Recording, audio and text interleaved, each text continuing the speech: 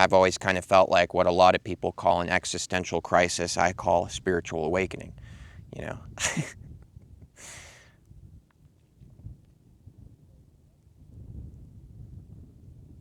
Does anybody else feel this way?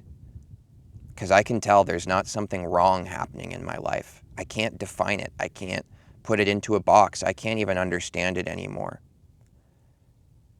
I sit here and I ask these questions. Why am I here? What's the point? Who am I? You know? And then something starts to happen that I can't describe, and I'm not even going to try to.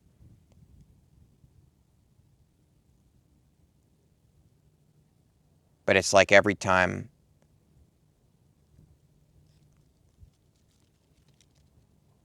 the me that I thought I was comes back less and less. And what's left in this moment is, I don't know. But I still wonder.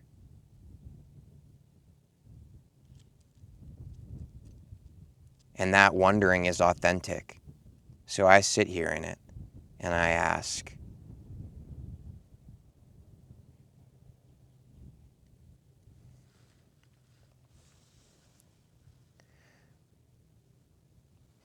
I made a friend out here. I've been camping in kind of a secret spot because I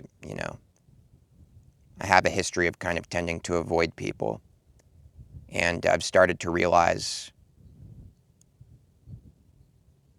that is for, various reasons.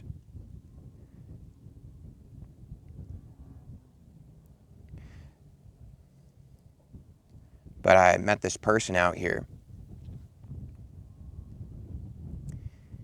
and we've hung out a few times and talked for actually quite a while.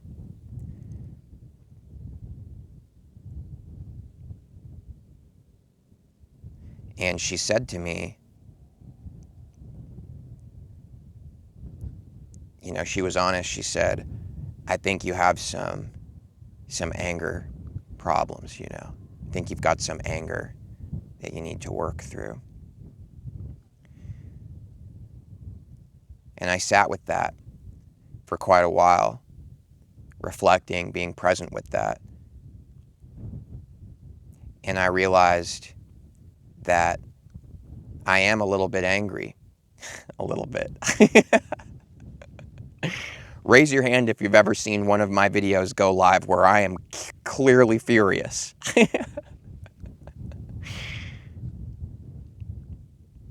But I started to realize those outbursts for me. That's what happens when I reach a breaking point where I just can't hold back the truth of who I am and what's really going on in me anymore. That's those breaking points. Why does it come out in these ways? I think it's because I hold it back, because my whole life I've continuously gotten reflections from people that I'm a little bit too intense, just naturally. And I think a lot of us get this feedback in life that we're not enough or we're too much, or we're not enough or we're too much, and it's continuous. And it's like that moment where she told me, I think you've got some anger issues, and some anger stuff to work on. It was like, I'm still too much, It's like the same reflection. Life again, trying to tell me, like I'm not good enough or I'm too much.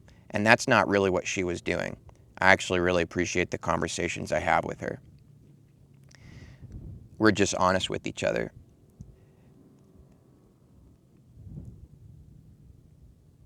But I started realizing that I do have some anger.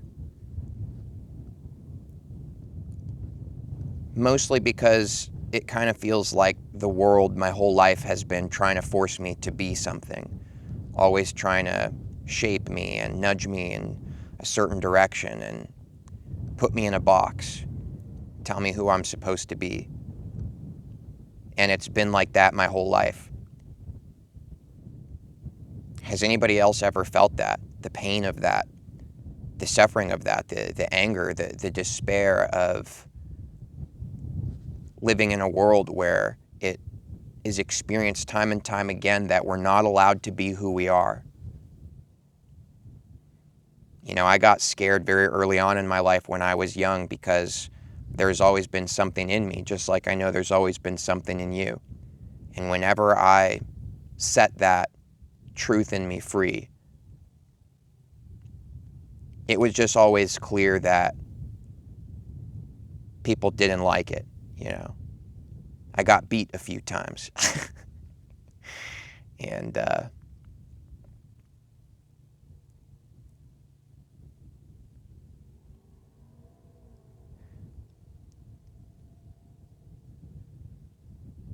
yeah, I wonder if you've ever felt like tired of the world trying to shove you in a box, you know. But the more I just sit here and I'm honest with these true feelings that I have, these true questions, my questions are no longer, you know, and I'm not saying there's anything wrong with questions like this, but you know, I used to ask questions like, how do I make it in this world, you know? How do I achieve this? How do I attract a partner? Or, you know, these were authentically the questions that I cared about at certain points in my life. It's like the only thing that's left in me anymore, at least right now, at the time I'm making this video, the only thing left is, who am I? You know, what's the point? Why do I exist? Why am I here? And the more I sit in that, the more I see, you know, it's not just the world that has tried to define me. I've spent a lot of my life trying to define myself, trying to find myself, trying to make something of myself. So how could I be so angry at the world for doing to me what I was doing to myself anyways?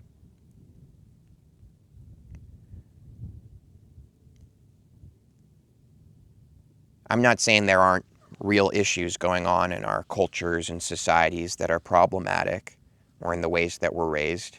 I think it's pretty obvious that there are. But the only true change is going to start in you and me. And I don't really see that happening unless we're willing to really be honest with ourselves in this moment about what's going on in us. We have to stop running, you know. We have to stop running from the truth in us. And it's hard to face sometimes, you know. I'll give you an example. I was out here for weeks alone, only really interacted with this one girl because she kept coming out here too, and we're obviously aligned, and like I said, I like talking to her. And but I was kind of feeling like I need to go out into town, like, you know, just be somewhere where there's people, and I was feeling kind of tired of being isolated out here, you know. And I went into town in Sedona here, and I went to the park. I felt guided to go there. And as soon as I got out of my car and started walking around at the park, I was overwhelmed by so many painful emotions and thoughts and feelings about, like, my ex, Ruby, my past relationship. Because we spent years in Sedona, and even before we were together, we were long distance, and I spent a long time at that park working on my businesses and creating my channel, always with this hope, this fuel source that one day we were going to get to be together. But now I live in a reality where that's not true. It's over. It's over. And I'm at the park and I'm feeling all this pain of all these memories and these different timelines from my past, of just seeing all the things I was always working on and working towards and achieving, and all these stories and ideas and being this person. And I just felt the pain of all of it. And I just felt so much despair, and I just wished she was here in that moment with me. But the full acknowledgement that she's gone and it's not going to happen, It's just so much pain in that moment. So I'm feeling all that pain and that suffering from that loss, from that grief, and finally entering a place where I'm not in denial anymore. I think anybody that watched my videos were, the other day I was making videos talking about relationship stuff. I think it's pretty obvious I was in denial. So they say in the grief process, that's stage 1. So at least I'm not in denial anymore. I'm glad the denial phase is over because it sucked. But I felt that grief and the acceptance that that's it. And with that came all these waves of all this other stuff that ended in my life. Other relationships, certain pains I've gone through, certain failures I've experienced. All of this pain at this park I'm feeling, and the park will not let me turn away from it because everything there is reminding me of all of it. And I'm seeing all these different timelines and versions of myself, of how many times I've been here in the past and all the things I was working on trying to be. And I always had this hope and this faith and this belief that someday everything was going to be better. But here I am in this moment, seeing the truth of all my pain and suffering. And here I am in this moment at the park, seeing also the truth that the fuel that has gotten me through almost every day of my life was hope for a better tomorrow. And that's been the Band-Aid for my suffering all along in my life. Trying to go somewhere, trying to be someone, trying to accomplish something. It was just a Band-Aid for this existential crisis, this spiritual awakening, this something in me that is truly asking, what is the point? Why am I here? What is this? Why do I exist?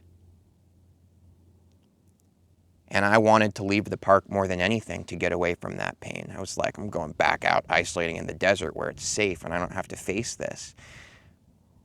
But instead, I walked into this area where there's a stage. There's like an outdoor stage at the Sedona Park here.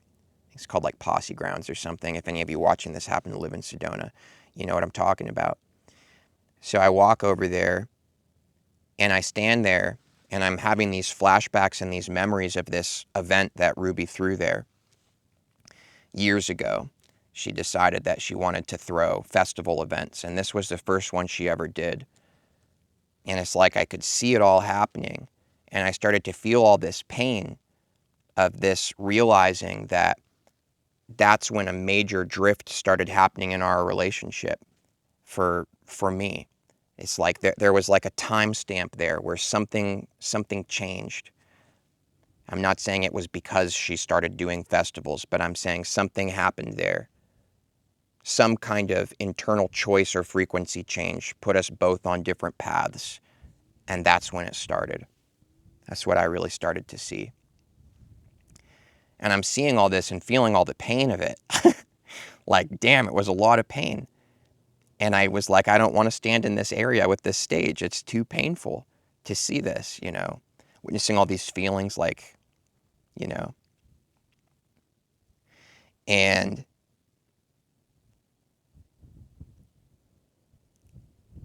instead I just sat on the stage and felt all the pain. And I just accepted it. It's like, I'm not leaving. I'll sit here. The sun can set. I'll be here all morning, the next day, the next day. I'm not moving. I'm tired of trying to get away from this pain. I'm tired of trying to deny this question in me of who am I and why am I here and what's the point of existence. I'm tired of trying to annoy. I was just tired and annoyed of trying to avoid it by always having some hope for a better future. Some hope, we be together, I'll achieve this, I'll create this, someday I'll have my own home, all this stuff, like a carrot on a stick, always in front of me, always leading me on, never allowing me to be present with this true existential crisis, this spiritual awakening in me of what is the point, truly, what is the point? So I sat there, and I didn't move. And I think I was only there for a few hours, but I don't really know.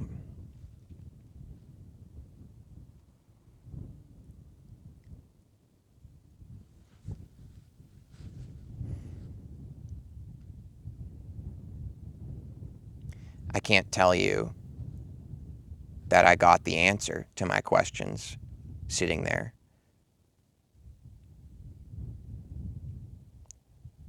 But I did get a response.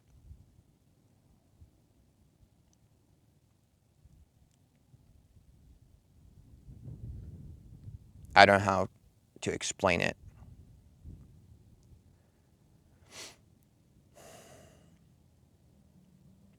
But it's kind of like infinity just opened up.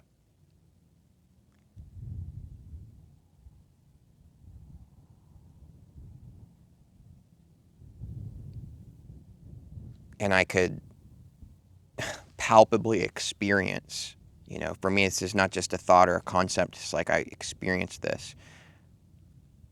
It's never been me doing any of this.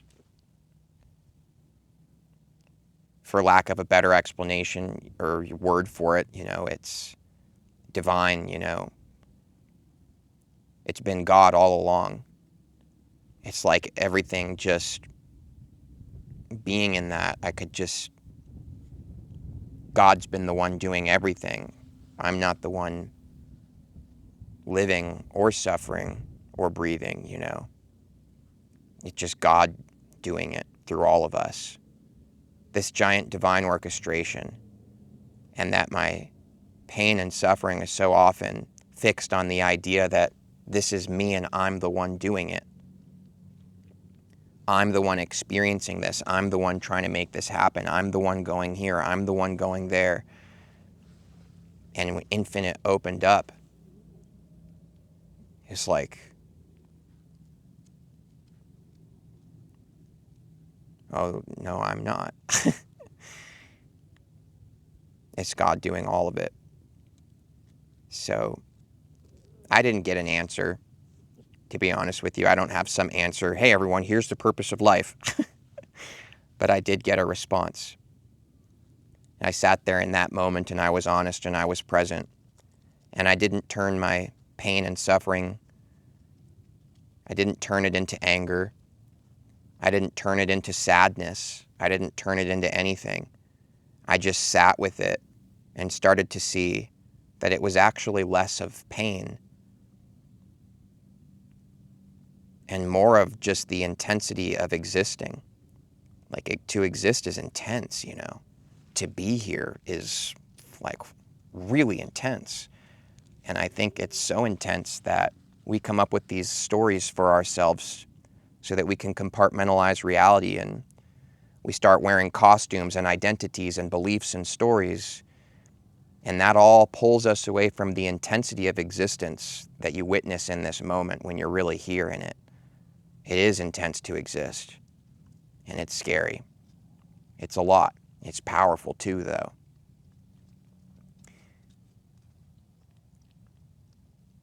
But maybe a day will come when we all stop running from these true fundamental questions in us, where we stop trying to put Band-Aids over it by reaching for more pleasures in life or fulfillments or achievements. Maybe a day will come when we all stop running and believing that there's this work that needs to be done at all. Because maybe that's all just part of the illusion. of us being afraid to really sit in this moment. At least if we think that there's still work that has to be done in us or around us, we don't have to actually sit with it. We live in that hypnosis that there's still more to do first. Really, it's just our fear. God forbid we face the truth of who we are, the intensity of what that really means. But maybe a day will come where we stop running, you know. Maybe a day will come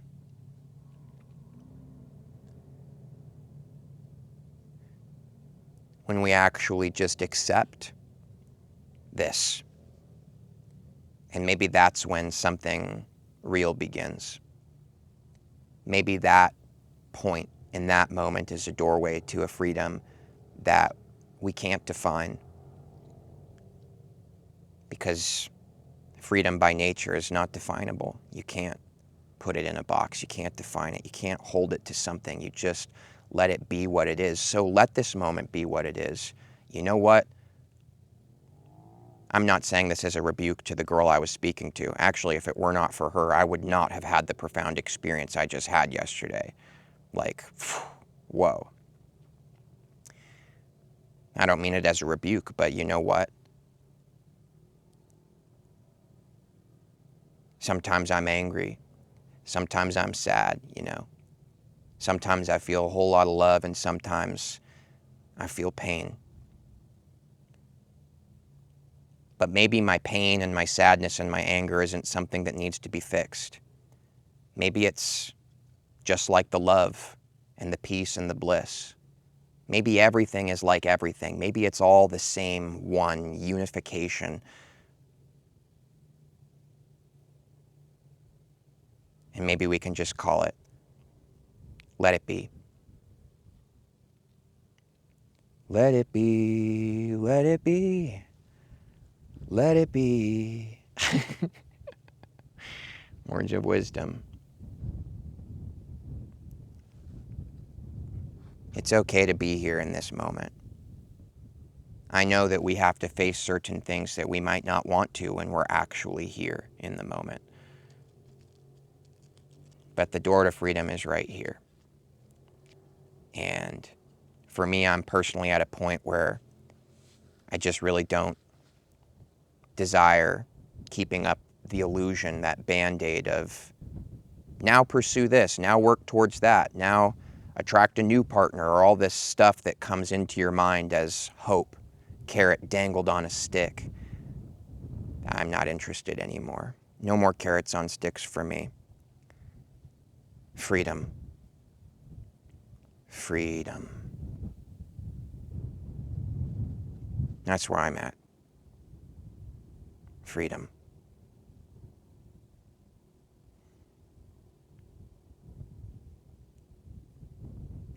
What about you?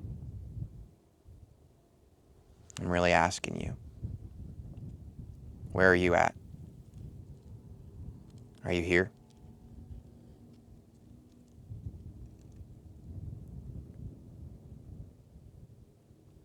Thanks. Much love and blessings to all of you. If you really resonate with these videos, you can find some links tagged in the description. You can become a more intimate part of this community and learn about other exclusive content and behind-the-scenes stuff that we do on Vibes and Frequencies. And I look forward to seeing all of you in the next video. See you there.